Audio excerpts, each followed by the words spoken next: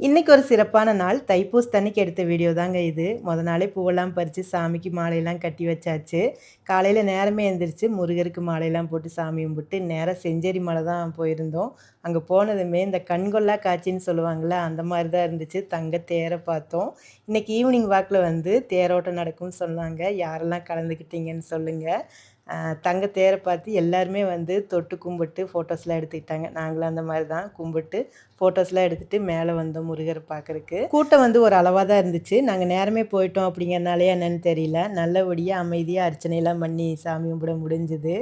அந்த லேசான பனிமூட்டத்தில மெதுவா சூரியன் உதயமாகி வர்ற அந்த வியூ வந்து சொல்லவே வேண்டாம். அவ்வளோ நல்லா இருந்துச்சு.